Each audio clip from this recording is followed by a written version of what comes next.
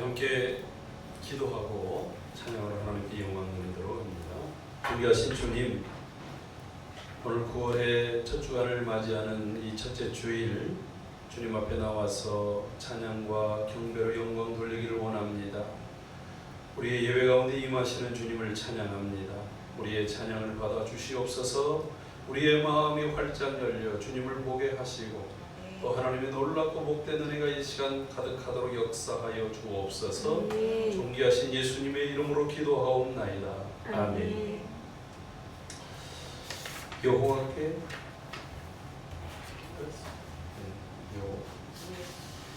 오 예수.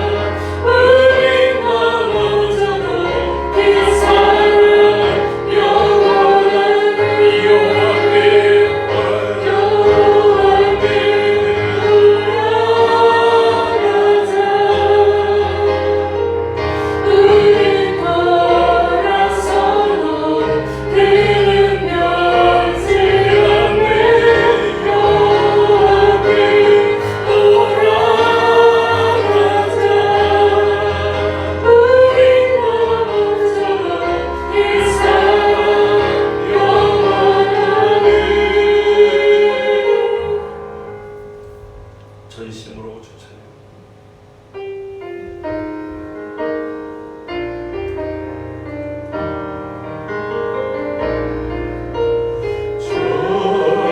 전심으로 주 찬양 주의 이름 높이 올려드리세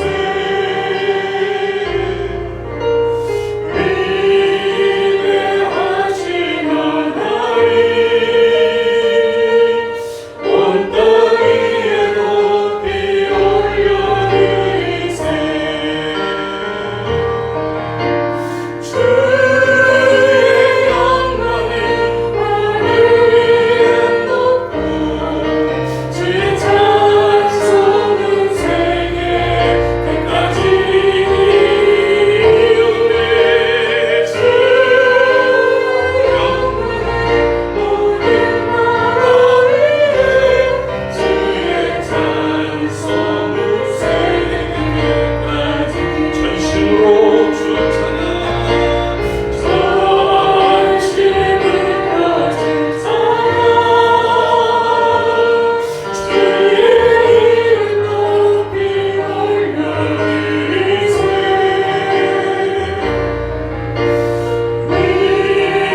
위대하신 하나님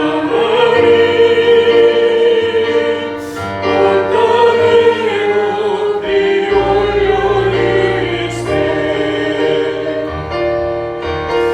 주의 영광이 하늘 위에 높고 주의 찬송은 세계 끝까지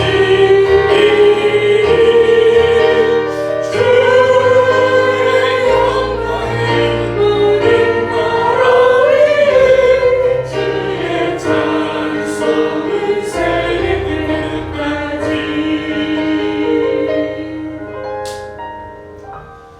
우리 시간 다 같이 합심해서 기도합시다. 전심으로 주님을 예배하며 나가기를 원합니다.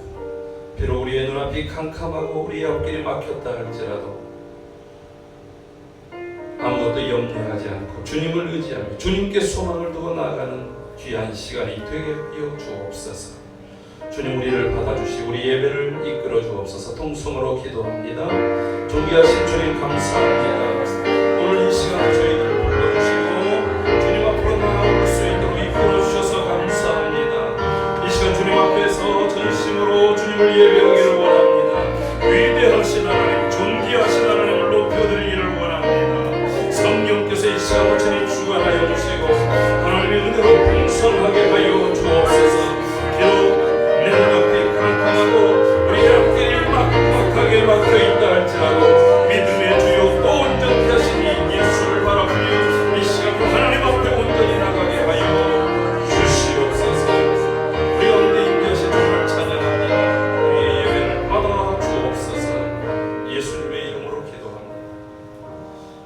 묵상으로 주님 앞에 나아갑니다.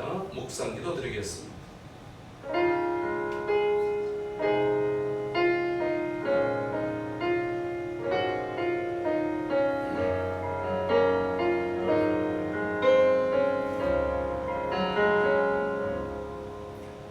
하나님이여, 주의 의가 또한 지극히 높으시나이다. 하나님이여, 주께서 큰 일을 행하셨사오니 누가 주와 같으리이까? 우리에게 여러 가지 심한 고난을 보이신 주께서 우리를 다시 살리시며 땅 깊은 곳에서 다시 이끌어 올리시리이다.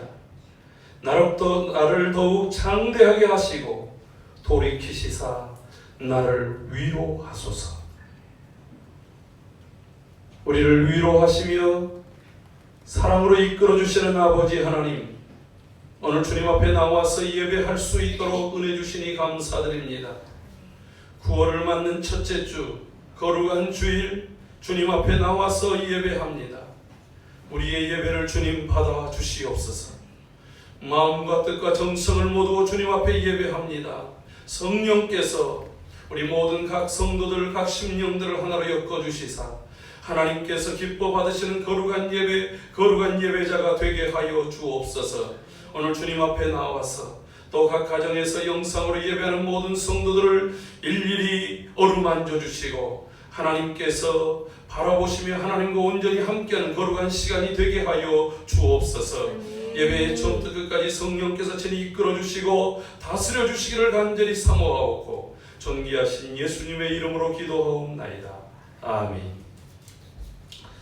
다 같이 찬송 31장 찬송 함께 드리겠습니다.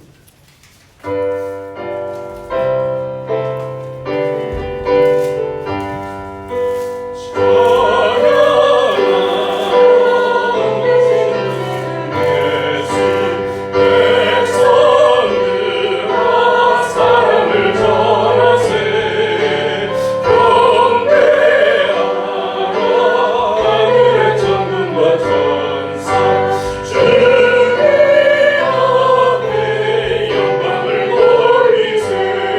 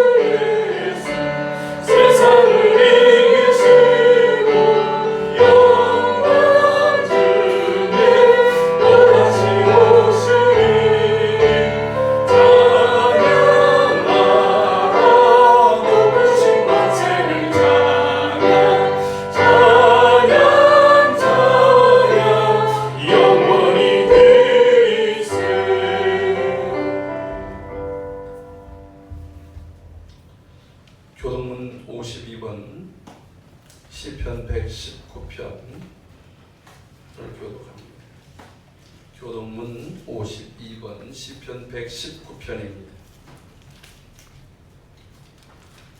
청년이 무엇으로 그의 행실을 깨끗하게 하리이까? 주의 말씀만 지킬 따름이니이다.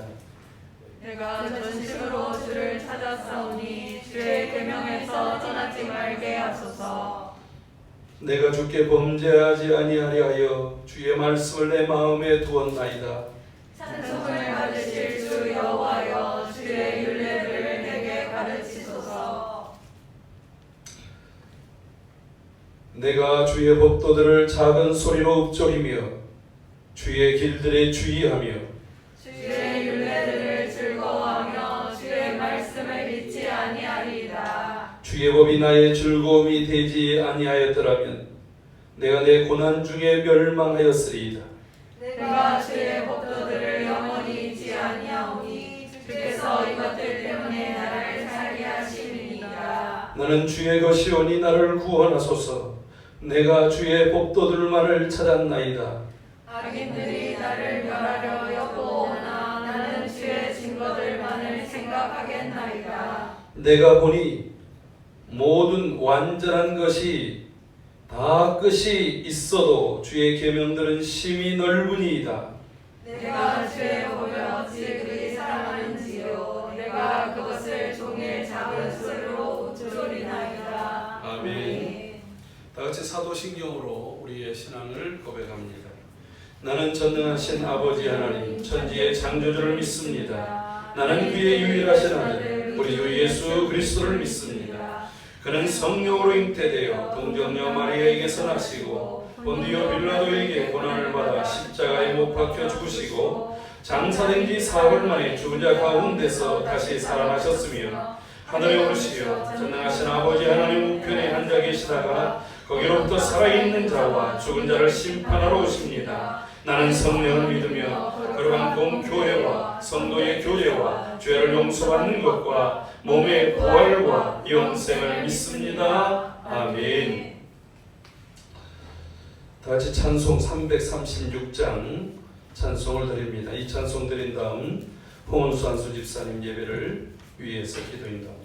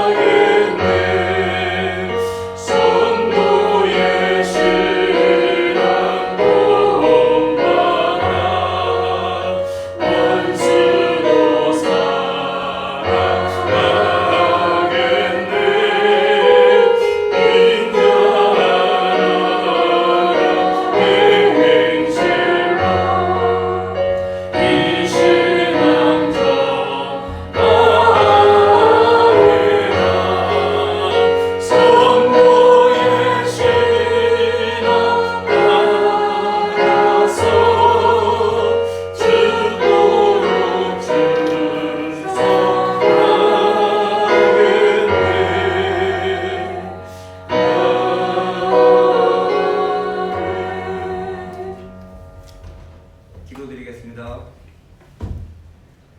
하나님의 은혜와 사랑 가운데 지내다 거룩한 주일을 맞이하여 하나님께 예배를 드릴 수 있게 하여 주심을 무한 감사드립니다. 아멘. 아버지 하나님, 이 시간 하나님께 간절히 기도드리옵기는 전국 방방곡곡으로 퍼져나가고 있는 코로나 전염병으로 말미암아 예배를 드리는 거룩한 성전도 비대면이라는 형식으로 예배를 드리고 있습니다. 또한 이 코로나 전염병으로 인해 사회적으로 경제적으로 모든 국민들이 시름에 빠져 있습니다. 하나님, 이 나라와 국민들을 사랑하여 주셔서 하루속히 이 고난을 극복할 수 있게 지혜를 허락하여 주시고 인내할 수 있게 하여 주시옵소서. 아멘. 특히 간절히 기도하기는 국민들을 대표하는 위정자들에게 함께 하셔서 오직 나라와 국민을 위해서 일할 수 있는 지도자들이 될 수 있게 하여 주시옵소서. 아멘. 이곳에 뜻과 섭리로 하나님께서 세우신 영광교회가 있습니다. 교회에 속해 있는 목사님과 우리 성도님들이 모두 빛과 소금의 생활을 실천하여 세상의 작은 미랄이 될 수 있게 하여 주시옵소서. 아멘. 특히 우리 성도님들을 위해 기도하시며 말씀을 전하시는 목사님께 함께 하셔서 강경케 하여 주사 우리 모든 성도님들을 이끄시는데 부족함이 없게 하여 주시옵소서. 아멘. 항상 늘 건강을 지켜 주시옵소서. 이 시간 각 가정에서 비대면으로 예배를 드리고 있습니다. 하나님께서 함께 하셔서 우리의 예배를 받아주시고 성도님과 가정의 기쁨과 감사함이 넘치며 은혜와 축복의 시간 되게 하여 주시옵소서. 아멘. 예배의 처음과 끝을 주관하여 주시옵소서. 모든 것을 예수님으로 간절히 기도드립니다. 아멘.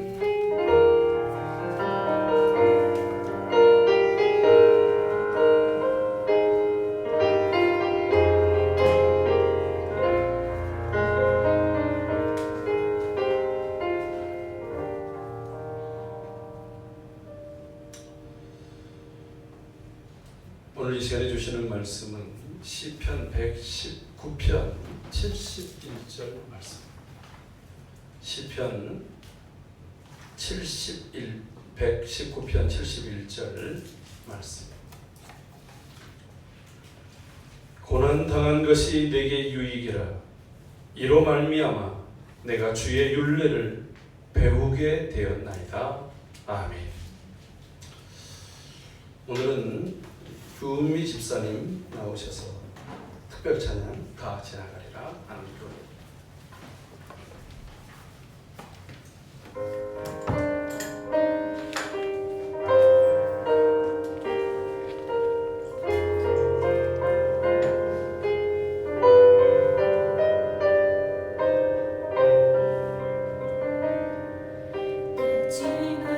지나가리라 고통의 길 터널도 다 지나가리라 영원할 것 같은 젊음도 다 지나가리라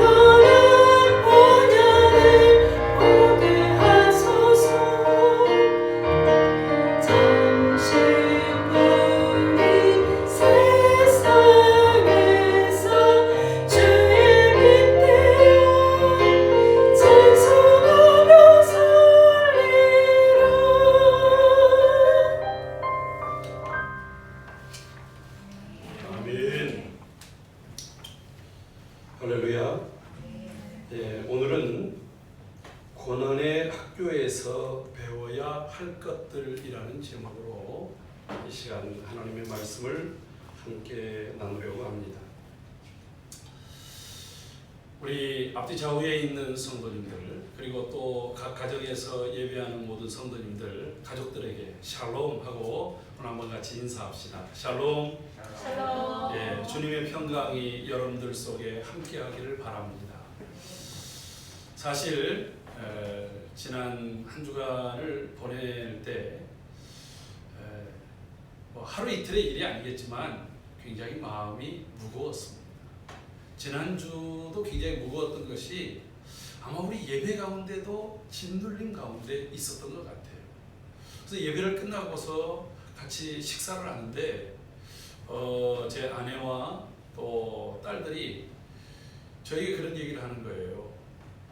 모두가 힘들어할 때 우리의 표정에서라도 뭔가 더 소망이 있고 기쁨이 있고 하나님의 은혜가 있는 모습이 돼야 되지 않겠느냐고.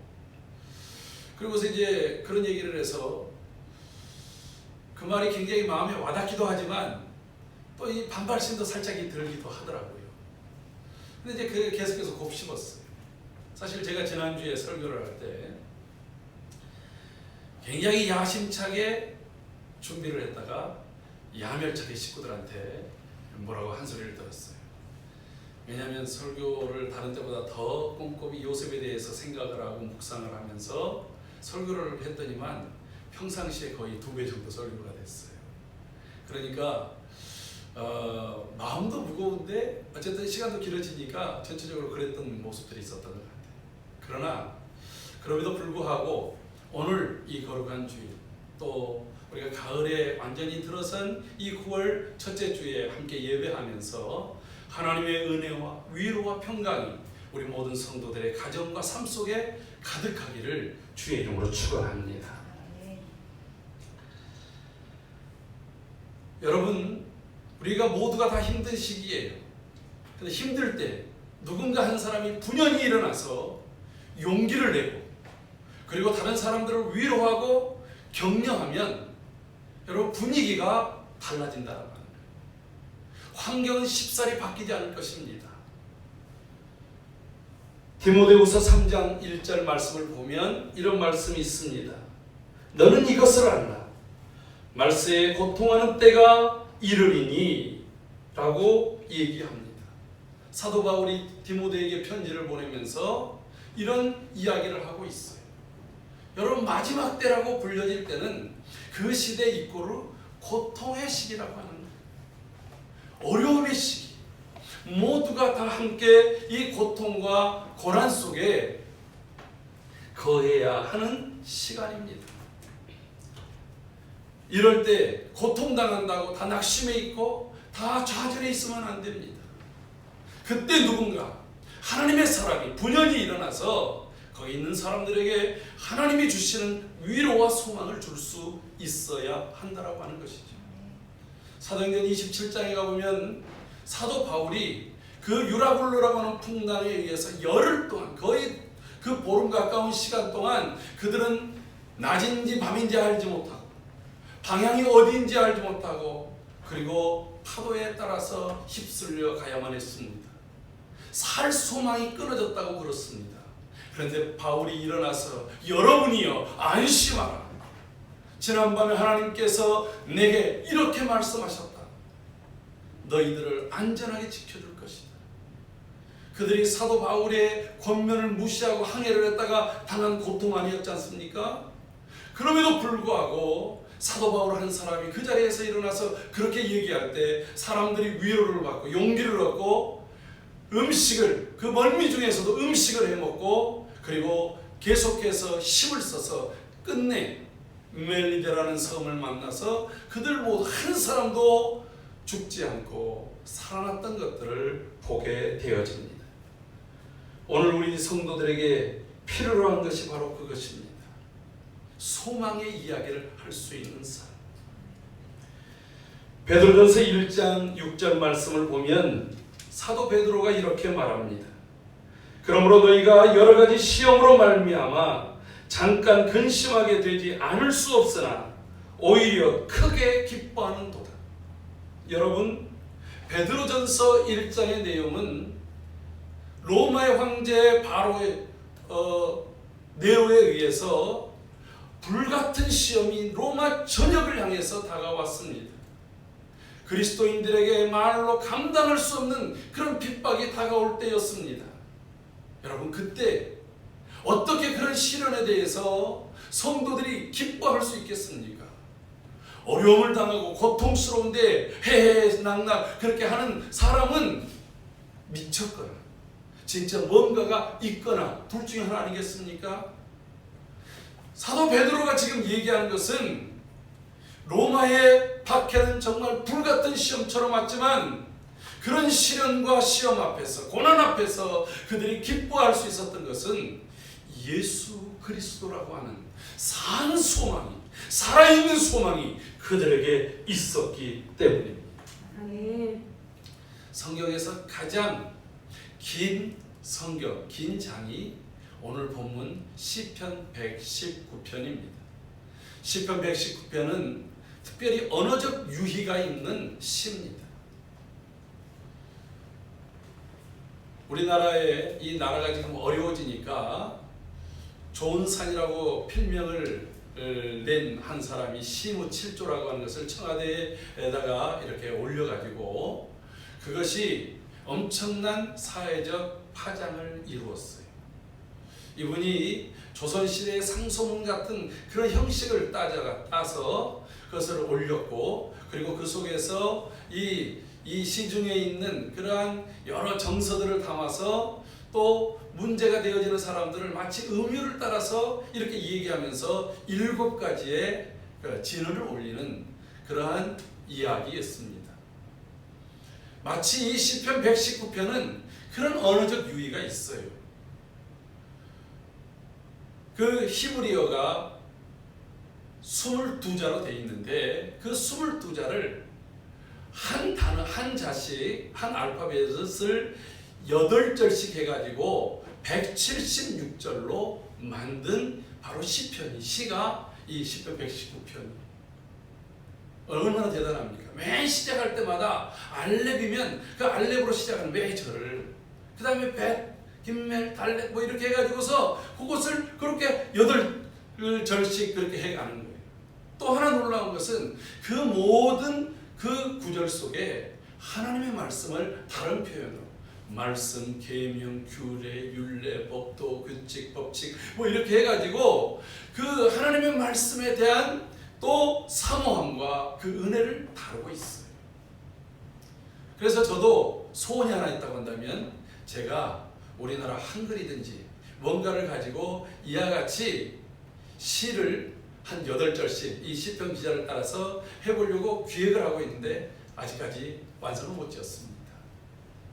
근데 오늘 이 시편 119편 중에서 오늘 71절 말씀을 특별히 오늘 이 시기에 하나님께서 우리에게 주시는 그러한 위로와 그리고 또 우리를 훈련하시는 귀한 말씀이 아닌가 싶어서 이 말씀을 나누게 됐습니다.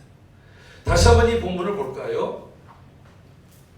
고난당하는 것이 내게 유익이라. 이로 말미암아 내가 주의 율례를 배우게 되었나이다. 오늘 이 시편 기자는 고난에 대한 이야기를 하고 있습니다. 그래서 이 시편 119편을 더 자세히 찾아봤더니 이 고난과 관련되어진 부분을 여러 차례 언급함을 알 수 있습니다.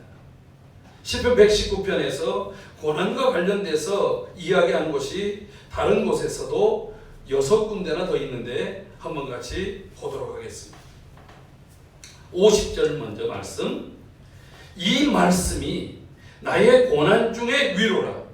주의 말씀이 나를 살리셨기 때문이라. 이렇게 말하고 있습니다. 이 말씀이 내가 고난 중에 위로를 받았습니다. 이 말씀이 나를 살리셨습니다. 라고 이야기를 하고 있다고 하는 것입니다.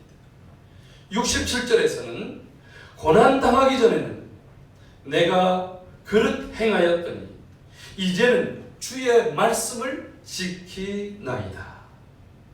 92절에서도 주의 법이 나의 즐거움이 되지 않았더라면 내가 내 고난 중에 멸망하였으리다.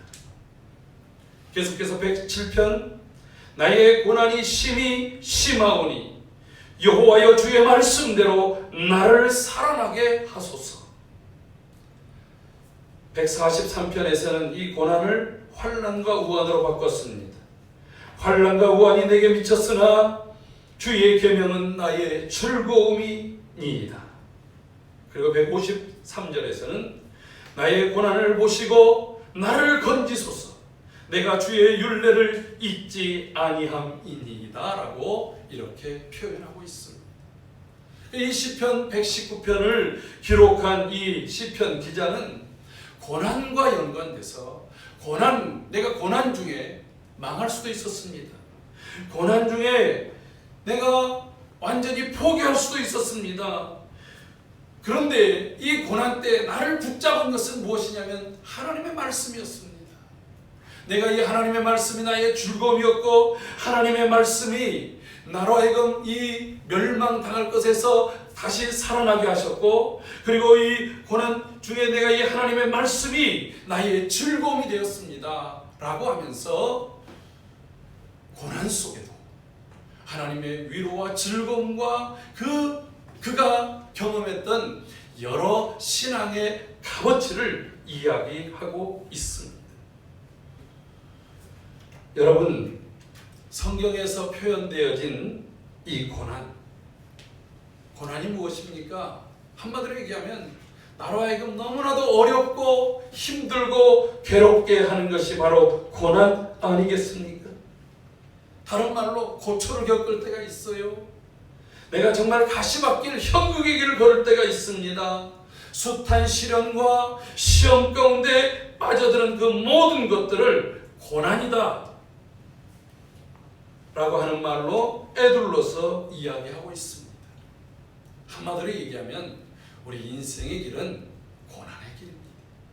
마지막 때가 고통의 때이기도 합니다마는 이런 고난이 우리에게 주어져 있어. 내가 원하든 원하지 않든 내가 자의반 타의반으로 이 고난 가운데 엄청난 고난의 시기를 우리는 지금 보내고 있습니다. 여러분, 사실 코로나19 저 중국 우한에서 이런 전염병이 생겨가지고 많은 사람들이 지금 급속도로 확산되고 있고 죽어가는 사람들도 생긴다라고 하는 뉴스가 처음 뉴스를 통해서 들었게 되어졌을 때 우리는 뭐 별로 그렇게 크게 두려워하지 않았습니다. 왜요? 그 전에도 메르스, 사스 뭐 각가지의 전염병들이 있었지 않습니까? 그런 것처럼 뭐 한두 달 이내에 그쪽에서 오는 사람만 좀 주의하면 금방 소나기처럼 지나갈 줄 알았어요. 여러분, 소나기, 갑작스럽게 내리는 비가 소나기 아닙니까? 소나기가 올 때는 어떻게 해야 돼요? 큰 우산 아래, 큰 지붕 아래 잠깐 피하면 되는 거예요. 소나기가 오는데 거기를 막 걸어가는 사람은 바보예요. 왜 지나간 다음에 혼자만 그냥 젖어 있어가지고서 얼마나 불편하겠습니까? 차를 타도 냄새나지요. 본인도 불편하지요. 소나기가 올 때는 그냥 피하면 되는 거예요. 근데 이 코로나19는 소나기가 아니라 지나다 보니까 이게 올 52일 동안 주구장창 내렸던 엄청난 비를 내렸던 장맛비처럼 장기간 내린 장맛비처럼 되어지고 말았어요. 모든 역사의 산물들이 막 그 장마의 물결에 쓸려가듯이 쓸려가 버리고 맙니다. 예측할 수 없는 일들이 우리에게 일어났다라고 하는 것입니다. 여러분, 그래서 사람들은 두려워했고 그리고 또 다른 사람들에게 모든 책임을 전가시키기도 했고 그것에 따른 희생양을 만들기도 했다라고 하는 이야기를 했었습니다. 그러면서도 도대체 왜 이런 고난이 우리에게, 나에게 임하는가? 고난 중에 사실 생각하게 됐다라고 하는 거예요. 그리고 그 고난의 이유들을 나름대로 분석해 봅니다. 제가 지난번에 설교를 할 때 우리가 시험을 극복하는 방법에서 시련이 왜 우리에게 오는가 하는 것에 대해서 몇 가지 말씀드렸지 않습니까? 그 첫 번째 이유 중에 하나가 사단은 호시탐탐 우리를 시험하고 고난 중에 빠뜨리도록 하기 위해서 도전한다라고 하는 것입니다. 우리가 살펴봤던 욥의 경우가 그러지 않았습니까? 그는 의롭게 살고 경건하게 살고 그가 하나님의 뜻대로 살고자 했지만 그에게는 말로 다 할 수 없는 시련, 시험이 다가왔던 것입니다. 그에게 닥쳐 있었던 그 고난 앞에서 그는 좌절했고 절망했고 낙심하기까지 했습니다. 아내의 이야기도 친구들의 위로도 전혀 그에게 위로가 되지 않았던 적이 있었습니다. 또는 어떤 때는 우리의 실수, 우리의 허물 때문에 당하는 그러한 고난도 있습니다. 앞서 제가 그 사도 바울이 유라굴로 태풍을 당했던 이야기를 얘기할 때에 그 선장과 선주가 바울의 이야기만 들었다고 한다면 그런 엄청난 고난에 빠져들지 않았을 것입니다. 그런 풍랑의 시련을 겪지 않아도 됐을 것입니다. 다윗도 어느 날 갑자기 요압을 불러가지고 말합니다. 얼른 저 단에서부터 브엘세바까지 사람들이 살고 있는 모든 것들을 다니면서 인구 조사를 하라는 거예요. 그때 요압이 반대합니다. 인구 조사라고 하는 것은 하나님이 명령하실 때 하는 거예요. 민수기 때처럼 싸움에 나갈 자를 하나님께서 계수하실 때, 하나님이 부르실 때 그 숫자를 계수하는 겁니다. 지금 다윗의 의도 속에는 내가 군대에 지금 최강 그런 이스라엘을 만들 수 있는 힘이 어느 정도인가 한번 보겠다라고 하는 거예요. 나에 대한 의시됨, 교만함이 그 일을 지시했어요. 여러분, 그 일로 인해서 7만 명의 사람들이 죽습니다. 굳이 하지 않았으면 이런 엄청난 고난과 시련을 당하지 않아도 될 일을 자초한 일. 여러분, 우리가 자초한 일들이 얼마나 많습니까? 지금 한국 교회가 사회로부터 손가락질을 당하고 만지는 소금처럼 사람들에게 밟히는 이유가 무엇입니까? 그 속에는 우리 스스로가 자초한 일들이 너무 많아요. 여러분, 믿음이라고 하는 것은 이성과 상식을 초월하는 일이지만 그러나 몰상식하고 그리고 또 너무나도 비이성적인 그러한 삶을 사는 것이 믿음과 신앙은 아니라고 하는 거예요. 때로는 나의 그릇된 신념, 나의 이념, 나의 정치적인 성향으로 믿음을 바꿔버리는 일들은 없었는지 우리는 돌이켜봐야 됩니다. 정말 이 사회 속에 오늘 우리 집사님 기도처럼 우리가 너희는 세상의 소금이요 너희는 세상의 빛이라고 말씀하시는 주님의 말씀이 있음에도 불구하고 소금과 빛으로서의 그 역할을 감당하지 못함으로 인해서 스스로 당하는 이러한 고난, 고초, 시련들은 없는지 돌아봐야 됩니다. 그리고 우리 스스로로 인해서 되어진 일들은 더 철저하게 회개하고 우리를 돌아보는 계기가 되어야 할 것입니다. 그러나 이런 시험만 있는 건 아니에요. 하나님께서 허용하시는 시험이 있습니다. 하나님께서 시험을 허용하실 때는 두 가지 측면이 있습니다. 그 하나는 내 믿음이 진짜인가 이것을 확인해 보시려고 하나님께서 우리에게 시련을 허용하십니다. 여러분, 아브라함에게 어느 날 하나님이 나타나셨습니다. 그리고 하나님께서 아브라함에게 말씀하십니다. 아브라함아, 내가 내게 준 내 아들 이삭을 내가 지시한 곳으로 가서 그를 번제로 드리라는 거예요. 너무나도 청천벽력과 같은 말씀이었습니다. 100살에 낳은 아들, 이제 이 아들 때문에 미래에 대한 소망이 있습니다. 하나님의 약속에 대한 그 일들이 이제 실현되는 첫 출발점이 되는 것 같았습니다. 그런데 그 아들을 하나님이 지시한 곳으로 데려가서 번제로 드리라는 거예요. 서원으로 너는 내게 하나님께 바쳐진 존재야, 이런 게 아닙니다. 번제로 각을 뜨고 창자를 내고 뼈를 바르고 그것을 불을 태워서 드리는 제사가 번제 아닙니까? 지금까지 하나님께서 단 한 번도 그런 것을 요구해 보신 적도 없고 이후로도 이와 같은 것을 요구하시지 않습니다. 이방 종교들 가운데서는 자녀를 이와 같이 불 가운데로 지나가게 하고 자녀를 인신공양 바치는 제사들이 있긴 합니다만은 하나님은 그런 하나님이에요. 생명의 하나님이십니다. 그런 하나님이 어떻게 이런 말씀을 하시는지. 아브라함이 어떻게 반응합니까? 그 뒷날 아침 일찍 일어나서 종들 몇 명 데리고, 그리고 이삭을 데리고 불과 칼과 그리고 또 장작들을 이제 뒤에다가 메고 그 길을 떠납니다. 머뭇거리지 않았어요. 사흘길을 가서 모리아산에 도착합니다. 그가 그곳에서 이삭과 단둘이서 그곳에 가서 칼을 이삭을 잡으려고 합니다. 그때 하나님께서 아브라함아, 아브라함, 급한 소리로 아브라함을 막으십니다. 여러분, 어떤 화가의 그림에는 아브라함이 칼을 들고 이삭을 내리찌르려 할 때 천사가 그 팔을 잡고 있는 그림들이 있어요. 얼마나 급작스럽게 일이 진행되는지 하나님께서 천사를 보내서 아브라함의 손을 잡는 거예요. 그리고 말씀하십니다. 내가 이제야 네가 나를 내 독자 아들 이삭보다 나를 더 사랑하는 걸 이제야 알았노라. 이 말이 무슨 말이에요? 너의 믿음을 검증했다는 말이에요. 하나님께서 우리를 때로는 우리의 신앙을, 우리의 믿음을 큰 일을 맡겨도 될 만한가, 큰 역할을 주어도 될 만한가 하는 것을 위해서 검증하시기 위해서 시련을 허용하십니다. 우리 욥기 23장 10절을 한번 같이 읽어보도록 하겠습니다. 욥기 23장 10절 같이 읽습니다.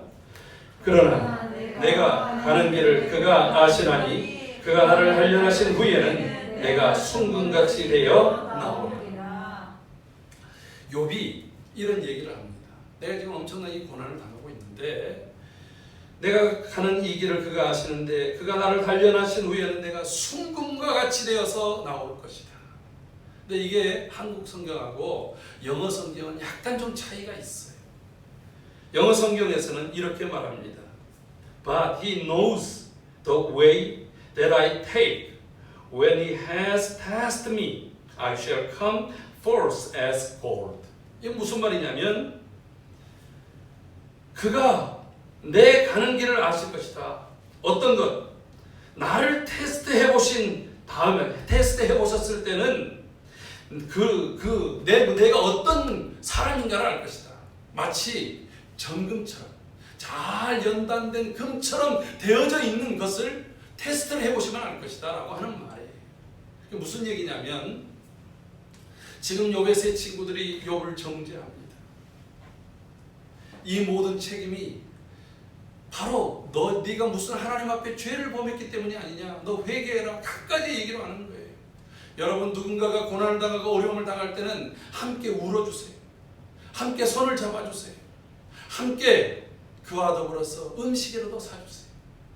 오늘 한 목사님이 제 아침에 보냈던 아침 묵상을 보면서 답답한 마음을 답글로 보냈어요.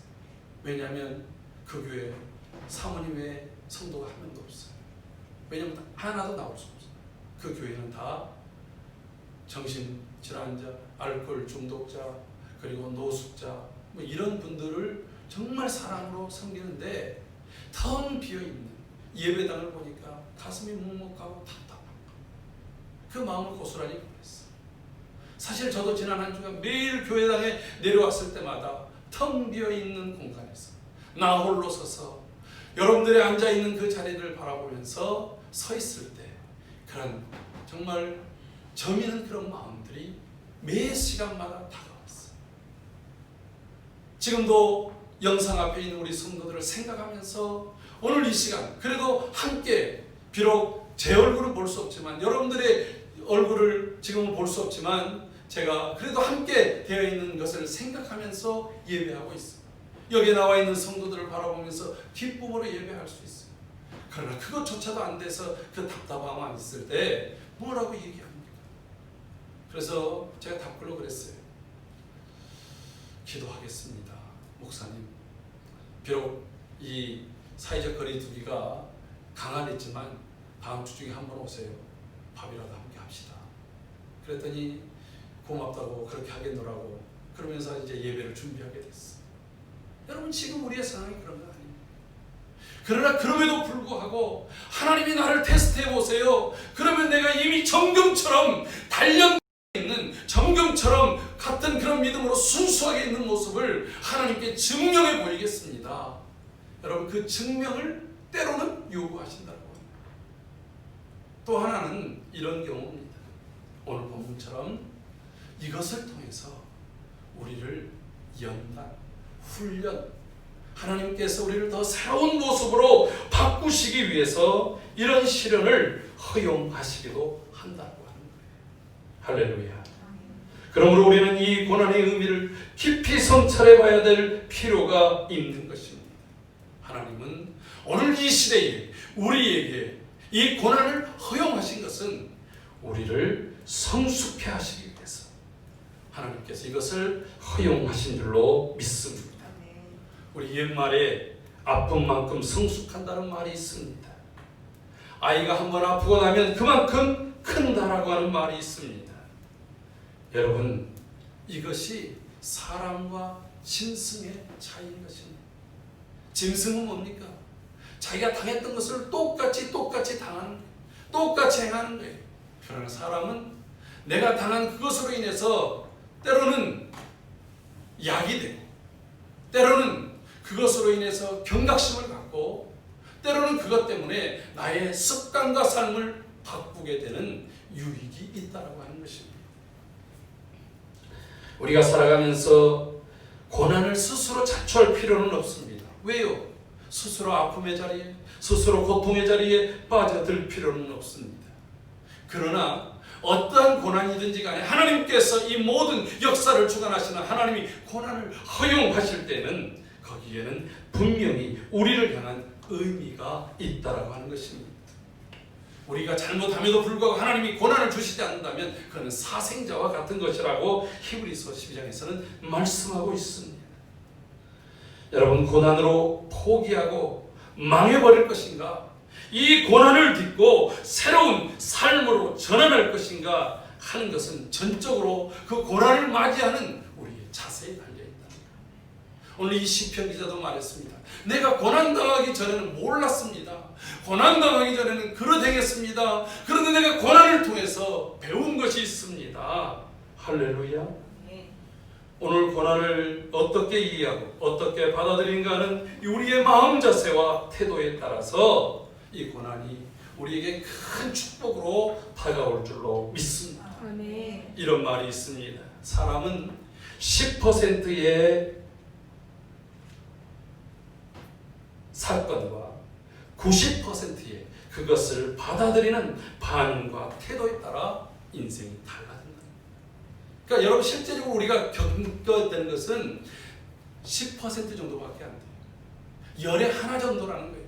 나머지 9은 그것에 대해서 내가 어떻게 반응하고 어떻게 받아들이냐에 따라서 그 삶이 달라지는 것이라고 하는 것입니다. 할렐루야. 여러분, 그런 측면에서 저는 오늘 설교의 제목을 고난의 학교에 입학해서 고난의 학교에서 배워야 할 것들이라고 얘기했습니다. 이 말 속에는 우리는 내가 원하든 원치 않든 이 코로나19라고 하는 것이 우리로 하여금 고난의 학교에, 아니 고난의 훈련소에 그냥 강제로 입소를 시켜버린 거예요. 여러분, 지난 긴 장마 동안에 내가 원한다고 해서 비 안 맞고 내가 원치 않는다고 해서 비 맞고 그렇게 됐습니까? 원하든 원하지 않든 그 빛 가운데는 우리 모두가 다 있었던 것입니다. 그러나 이것이 왜 학교라고 얘기하냐면 배웠다는 거예요. 배움의 장소, 학교 아닙니까? 여러분, 학교는 앞서 말씀드린 것처럼 배우는 곳입니다.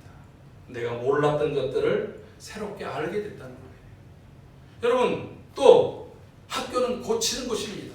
몰랐기 때문에 내 행동 거지가 알지 못해서 엉뚱한 데로 나왔어요. 답도 엉뚱한 걸 쓰는 것입니다. 그런데 그것을 배운 다음에는 잘못된 답, 그릇되어진 것들을 바르게 고치는 곳이 학교입니다. 또 하나, 학교는 다시 말씀드려서 바꾸는 곳입니다. 그 배움을 통해서 바른 가치관, 바른 태도, 바른 습관으로 나의 삶의 틀을 바꾸는 곳이지.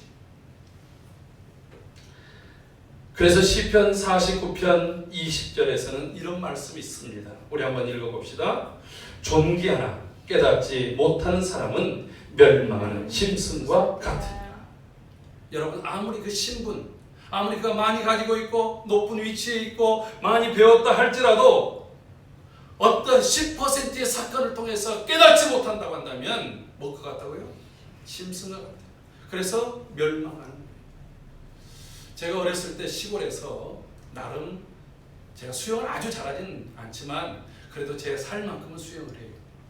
근데 이제 저희 추자도에 가보신 분 아시겠지만 두 개의 큰 섬이 서로 다리로 연결되어 있는데 그 다리로 연결되어져 있는 이 물이 흐르는 곳이 급류가 흐르기 때문에 마치 명랑처럼 회오리가 돌고 소리가 납니다.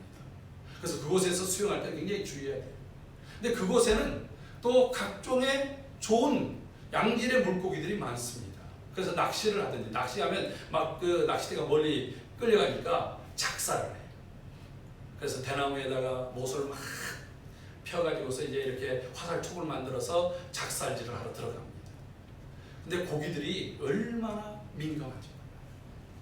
사람이 가면 금방 도망쳐. 근데 그 중에 생선 하나가 아주 멍청한 게 있어요. 그게 뭐냐면 쥐치입니다. 얘는 작살을 들고 이렇게 차가면 나한테 뭐하러 오나 하고 저렇게 쳐다봐요. 그래서 거기다가 작살을 확 쏘면 그대로 관통을 하는 거예요. 근데 이제 이 작살을 아주 날카롭게 잘 못 만들고 그냥 모체로 이렇게 있다 보면 이 작살을 했다가 잡아 옮길 때 물살 때문에 빠지는 경우가 있어요. 그래서 에이 하고서 다시 이렇게 이제 작살을 하다 쳤다 보면 한참 뒤에 보면 그 작살질에서 구멍이 뚫린 그 쥐치가 다시 앞에 있는 거예요. 여러분, 바로 전에 자기가 당한 자기 몸을 관통했던 그 아픔을 얘는 지금 기억을 못하고 있는 거예요. 우리가 어떠한 고난을 통해서 배우지 못한다면 마치 우리 IQ가 쥐치와 같은 영적 IQ를 가지고 있을 수 있다고 볼 수 있는 겁니다. 내게 당한 일들을 통해서 이게 왜 이것이 왔는가? 이것을 통해서 내가 무엇을 배워야 되고 무엇을 고쳐야 되고 무엇을 바꿔야 될 것인지를 깨닫는 시간이 되기를 바랍니다. 여러분, 이것을 야고보 기자는 야고보서 1장 2절에서 4절에 다음과 같이 말씀해 주고 있습니다. 우리 한번 다 같이 야고보서 1장 2절에서 4절 읽어보도록 하겠습니다. 2절부터 같이 읽습니다. 내 형제들아, 너희가 여러 가지 시험을 당하거든 온전히 기쁘게 여기라. 이는 너희 믿음의 시련이 인내를 만들어 내릴 줄을 너희가 알미라. 인내를 온전히 이루라. 이는 너희로 온전하고 구비하여 조금도 부족함이 없게 하려 함이라. 아멘. 사랑하는 성도 여러분, 오늘 이곳에서 오늘 우리가 무엇을 배워야 될 것인가? 이 고난의 학교에서 정말 그냥 깨닫지 못해서 짐승처럼 망해버린 존재가 아니라 고난 때문에 내가 주의 율례를 배우게 되고 고난이 나에게 남는 장사, 유익이라는 말이 남는 장사라는 말이에요. 남는 것이 되어지고 고난 때문에 즐거움이 되어지고 고난 때문에 내가 이렇게 우뚝 설 수 있습니다 라고 말할 수 있는 것, 여기에 세 가지로 얘기하고 있습니다. 첫째는 여러분, 우리가 이 고난의 학교에서는 고난을 통해서 고난이 꼭 고통스럽고 어렵고 힘든 것만이 아니라 이것이 우리에게 기쁨을 바꿔줄 수 있는 것임을 갖는 자세, 마음의 자세를 확립하는 것이 대단히 중요합니다. 앞서 말씀드렸죠. 처음에는 이 코로나19가 소나기인 줄 알고 큰 우산만 가지고 피하려고 했어요. 그리고 기도했습니다. 오늘 우리 유집사님 찬양처럼 이 또한 지나가게 없어서, 지나가려면 속히 지나가게 없어서 아무 피해도 주지 않고 지나가게, 이렇게만 기도했어요. 근데 하나님께서 이것이 빨리 지나가게 하지 않는 거예요. 오히려 더 확산돼 가는 거예요. 그 왜 하나님이 이렇게 하십니까? 야, 그냥 이게 쑥 지나가려고 있는 게 아니야. 이걸 통해서 하나님이 하나님 되심을 우리에게 가르쳐 주시고 보여 주시려고 하는 거예요. 사랑하는 성도 여러분, 장맛비에는 온몸에 비를 맞으면서라도 물기를 펴줘야 됩니다. 장마가 왔을 때 더러워졌던 것들을 씻어내야 됩니다. 여러분, 이번 장마가 굉장히 길므로 인해서 많은 피해가 있는 것도 사실입니다. 그런데 썩어가던 우리나라의 강들이 다시 생태계가 복원이 됐어요. 왜요? 모든 찌꺼기들이 다 쓸려 내려갔습니다. 특별히 금강 같은 데는 거기 모래톱이 새로 생겼대요. 그래가지고 전에 다 준설에서 없어졌던 모래톱이 아주 모래사장처럼 이렇게 생겨서 고라니들이 거기 찾아와서 거기서 지내고 있고 생태계가 회복이 됐답니다. 저 백록담, 완전히 바닥까지 마르나 비틀어졌던 백록담이 가득히 채워졌다고 어제 인터넷 기사를 보니까 그게 떠 있더라고요. 오히려 사람들이 개발하고 사람들이 열심히 할 때에는, 이 코로나가 있기 전에는 우리는 오히려 메말라가고 썩어가고 그 탁해졌던 것들을 다시 정화시키고 바꾸시는 하나님의 일들, 하나님의 역사하심, 하나님의 계획을 바라보면서 우리가 그것을 보면서 기뻐할 수 있는 태도를 가져야 된다는 거예요. 아까 그것을 깨달았던 베드로서 1장 6절에서 그래서 이런 시련이 너에게 있어서 잠깐 근심할 수는 있지만 이것을 온전히 기쁘게 여긴다. 태도가 바뀌었어요. 여러분, 우리의 태도가 바뀐다는 것, 우리의 자세가 바뀐다는 것, 이게 대단히 중요합니다. 전에는 참지 못하고 금방 반응했어요. 기분 나쁘면 금방 반응했어요. 믿음에서도 금방 떠나버리고 말았습니다. 그런데 고난 때문에 어쩔 수 없이 집에 있어야 되잖아요. 어쩔 수 없이 멈춰 있어야 되잖아요. 해민 스님이라고 하는 분이 쓴 베스트셀러 수필이 있어요. 멈추면 보이는 것들이 있다는 거예요. 내가 급히 갈 때 뭔가의 목표와 목적을 가지고 급히 행동합니다. 아무것도 안 보여요. 피어있는 들가에 작은 꽃들의 아름다움이 보이지 않습니다. 인생의 여백이 보이지 않습니다. 그런데요, 멈추게 되면 보이지 않았던 것들이 보이게 되고, 들리지 않았던 것들이 들리게 되고, 그리고 느끼지 못했던 것들을 느끼게 되는 거예요. 하나님의 살아계신 숨결을, 하나님의 뜻을 우리가 분별할 수 있도록 하나님께서 이 시련을 주셨다라고 하는, 시련의 때, 그것은 멈추의 때입니다. 그 멈추의 때에 하나님이 우리에게 세미하게 들려지는, 엘리야를 찾아와서 세미한 음성 중에 말씀하시는 하나님을 배우는 기쁨이 우리에게 있기를 주의 이름으로 축복합니다. 여러분, 이 고난의 학교에서 또 배워야 될 것이 있습니다. 두 번째는 3절 말씀 보니까 바로 이 고난을 통해서 우리를 믿음으로 성숙해 하는 그런 계기로 만들어가야 된다는 거예요. 할렐루야. 우리가 아까 3절에서 뭐라고 4절에서 읽었습니까? 3절, 이는 너희의 믿음의 시련이 인내를 만들어낸다. 여러분, 시련이 무엇입니까? 다른 말로 연단이라는 말입니다. 연단.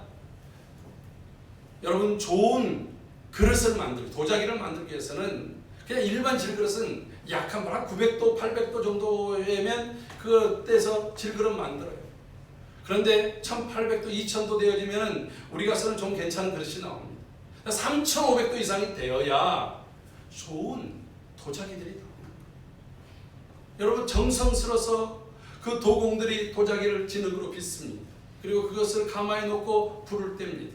그 높은 고열로. 그러다 보면 어떤 것들은 금이 가기도 하고 흠집이 생깁니다. 웬만한 사람을 봤을 때 다 똑같아 보여요.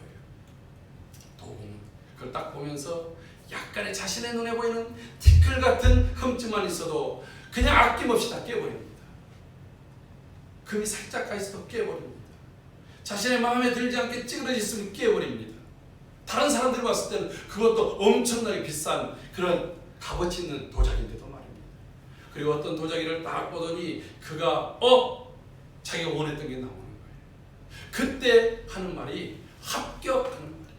이 시련이라는 말이 헬라어로 도치몬이라는 말인데, 이 도치몬이라는 말이 다른 말로 얘기하면 통과, 합격이라는 말이에요.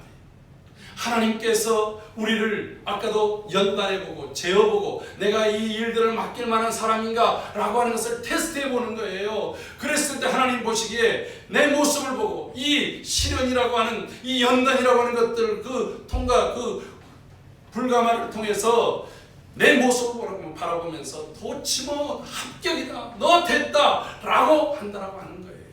여러분 그렇다고 한다면 그 시련 가운데 우리가 적극적으로 훈련소에서 훈련을 받아야 되지 않을 것 아니겠습니까? 학교에서 열심히 공부해야 되지 않겠습니까? 지난번에 배웠던 요셉처럼 감옥에 있든지 또 보디발의 집에 있든지 그 집에서 자기에게 주어진 역할들을 최선을 다해서 하고 성실하게 하고 진실하게 하고 정직하게 하고 그리고 그들을 통해서 들려지는 말을 잘 경청해서 배우고 들어서 자신을 총리로 세웠을 때에 거기서 과감하게 담대하게 멋지게 보일 수 있도록 그런 도치몬 해야 되지 않겠습니까? 오늘 지금 한국교회가 너무나도 유약해 있어요. 새 속에 너무 물들어 있어요. 하나님께서 쓰시기에는 너무나도 냄새가 난 거예요. 그래서 이들을 다시금 바꾸시려면, 다시 이것을 변화시키려면, 하나님이 쓰시기 합당한 그릇을 만들려면 이 실현을 통해서 우리가 인내하고 연단한 가운데에 우리의 모습이 하나님이 정한 시기에 도치몬 너 합격이야, 너 이제 됐어 하고서 내보내시기는 그러한 시간들이 되기를 주의 이름으로 축복합니다. 마지막으로 한 가지 더 말씀드린다면 이 고난을 통해, 고난의 시계, 고난의 학교에서 여러분 끝까지 잘 배워야 됩니다. 오늘 본문 4절에서 온전히 이루라 이렇게 얘기합니다. 앞서 얘기했죠. 하나님이 고개를 끄덕거려야 끝이 나는 거예요.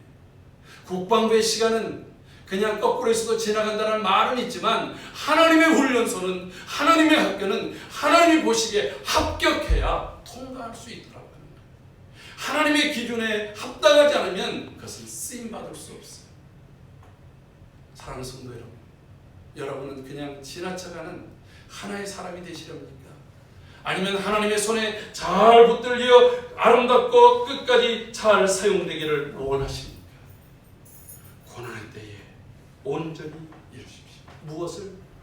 우리가 욱하고 참는 내 성격대로 했던 것들을 참아야 돼요. 한국 사람들 얼마나 급합니까? 얼마나 불같습니까? 그러나 참지 못했던 것들이 우리에게 다시 참아지는 은혜가 있기를 바랍니다. 제가 전에 소개했던 빅터 프랭클린 박사, 유태인으로서 그 독일의 감옥에 있었다가 풀려나신 분 있지 않습니까? 이분이 이런 얘기를 합니다. 우리의 인생이라고 하는 것은 자극과 반응 사이의 공간이다 라고 말합니다. 무슨 말입니까? 아까 당하는 사건 있잖아요. 어떤 사건이 있을 때 사건을 생기자마자 이것을 내가 어떻게 반응할까? 사건을 당하는 것은 내가 뭐 상관 안 해도 당하는 거 아니겠습니까? 지금 일어나는 일들 내가 원한다고 해서 일어났습니까? 내가 뭔가를 자초해서 일어난 겁니까? 그건 아니잖아요. 근데 그것에 그 자극 앞에 우리는 어떻게 반응할 것인가에 대해서 공간이 얼마나 있느냐. 공간이 없이 아! 하고서 곧바로 반응하면 이거 공간이 전혀 없는 거예요. 근데 누군가 나를 쳤어요. 근데 왜 쳤지? 이게 무슨 일이지? 하고서 잠깐 멈추어서 생각해보고 이것이 지금 무례한 일이면 제어를 해야 되고 실수면 너그럽게 용서도 해야 되고 내게 뭔가 위협이 있어서 한 것이면 인디아나 존스 같은데 갑자기 얼굴에다가 칼을 딱 던지는 거예요. 놀랬더니 거기 독사가 바로 내 뒤에 있는 겁니다. 여러분 그때의 반응, 칼을 던질 때 막 달려들었다면 그 독사에 먼저 죽었을 거예요. 그러니까 우리가 과거에는 급하게 반응했던 것들, 그 자극과 반응 사이에 그 간극이 얼마나 있는가. 오늘 우리가 인내라고 하는 것은 바로 그 공간을 많이 확보하는 거예요. 하나님의 그 인내 속에서 하나님의 뜻을 깨닫고 하나님의 은혜를 생각하는 거예요. 그래서 사랑이라고 하는 것은 오래 참고 사랑의 결론이 견디는 것입니다. 사랑하는 성도 여러분, 오늘 우리는 이 엄청난 어려움 속에 있습니다. 고통의 때에 있습니다. 코로나19에 감염될까, 직장을 잃을까, 삶이 단절될까 불안하고 고통스러워합니다. 그러나 그것보다도 더 심각하고 고통스러운 것은 사실 진리가 희화화되고 하나님의 생명의 가치가 전도돼서 삶의 목표와 목적을 잃어버리고 헤매는 것이 인생의 더 큰 고통이라고 하는 것입니다. 우리가 이 고난의 때, 고난의 학교에서 인생의 가치와 목적이 오직 하나님께 있음을 바라보면서 믿음의 주여 또 온전케 하신 이인 예수 그리스도를 바라보며 우리가 이 자리를 인내하고 나를 잘 연단해서 하나님이 원하는 성품으로 바꿔나가는 거룩한 훈련의 장이 되어진다면 이것이 지나간 이후에는 하나님 앞에 정금과 같이 증명되어지는 하나님의 아름다운 도구로 사용될 줄로 믿습니다. 기도하겠습니다. 걸어가신 주님 감사합니다. 오늘 우리는 이 고난의 엄청난 학교에 입학해 있습니다. 우리를 훈련시켜 주시옵소서. 우리를 연단시켜 주시옵소서. 우리를 잘 준비시켜 주시옵소서. 그래서 하나님이 쓰시기에 부족함이 없도록 주님 역사하여 주옵소서. 존귀하신 예수님의 이름으로 기도하옵나이다. 아멘. 우리 다 같이 나 무엇과도 주님을 바꾸지 않으리 찬양하면서 주님을 봉헌합니다.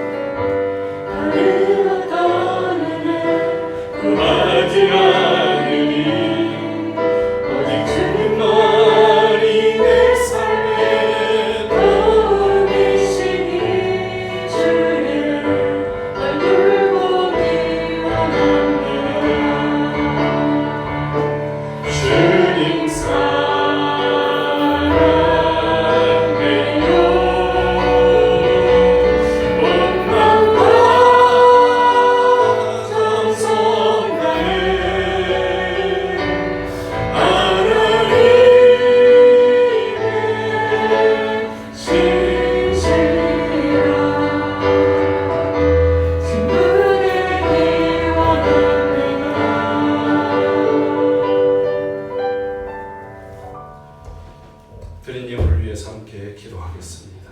존귀하신 아버지 하나님 감사합니다. 오늘 복되고 거룩한 주일을 우리에게 허락하여 주시고 주님 앞에 나와서 믿음으로 예배하며 하나님의 은혜를 구하며 서게 하신 것 감사드립니다. 주님, 우리가 이 고난의 학교에서 잘 배우고 연단하고 훈련되어 하나님 앞에 귀하게 쓰임받고 인정받고 이 시대에 빛이 되고 소금의 역할을 잘 감당하는 거룩한 성도로 세움받게 하여 주옵소서. 주님, 우리에게 허락하신 것 중에 10의 하나를 구별하여 드립니다. 감사합니다.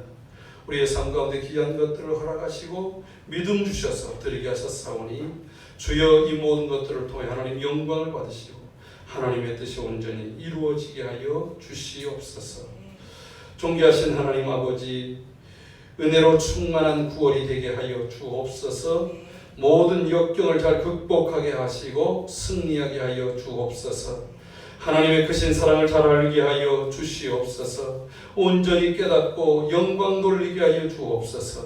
세상에 줄 수 없는 기쁨과 평안을 주시는 하나님, 그 은혜를 생각하며 감사합니다.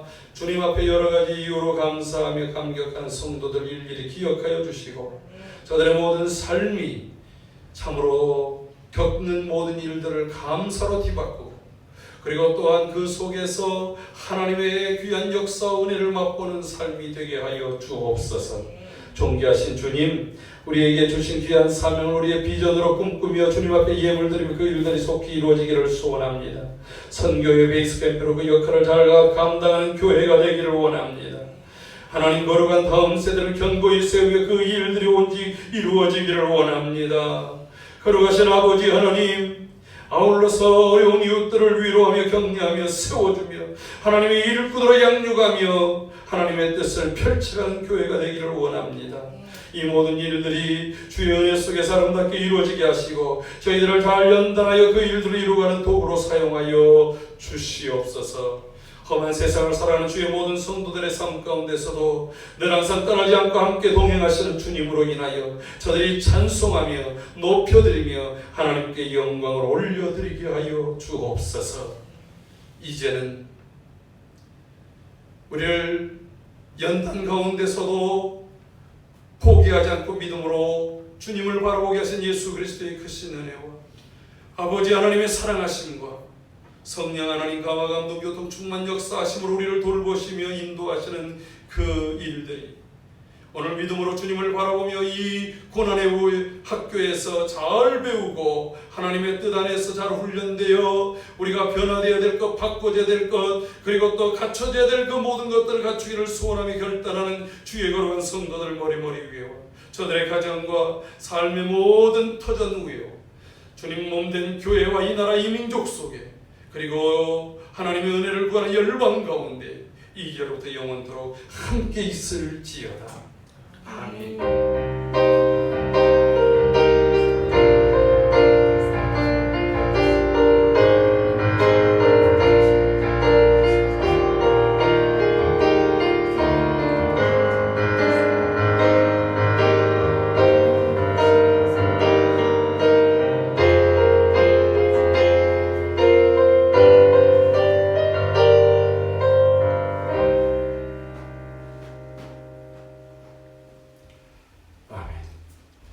감사합니다.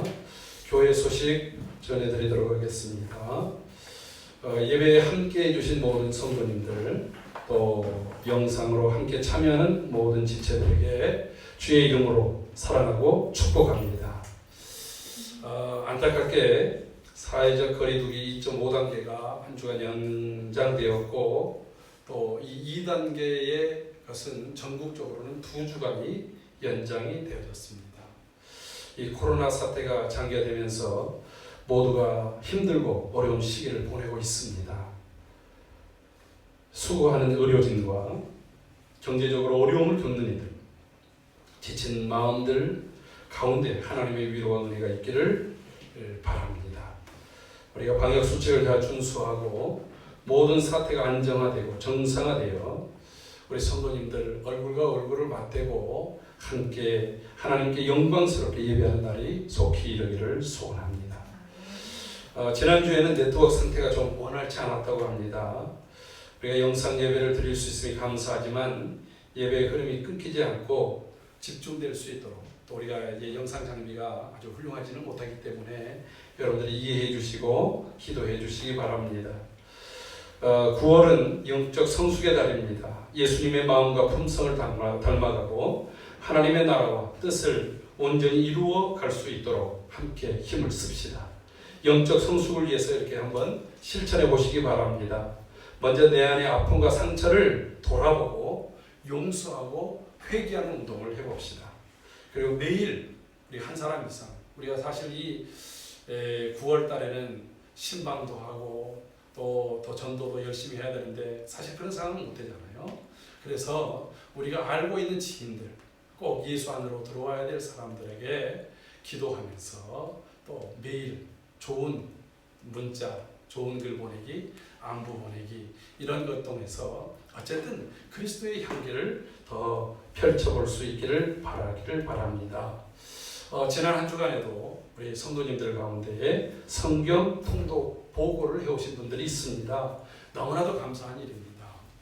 저도 열심히 성경을 통독하고 있고 우리 모두가 다 그러고 있다고 생각합니다. 우리 청년들은 또 매일 성경 분량 작지만 읽어야 되고 또 읽고 올려야 된다. 안 올리면 하루에 5,000원씩 벌금이 있어요. 대단하지 않습니까? 어쨌든 우리 모든 성도들이 말씀 앞에 기도 앞에 서로 힘쓰며 살아가기를 바랍니다. 할렐루야. 우리 서로 축복합시다.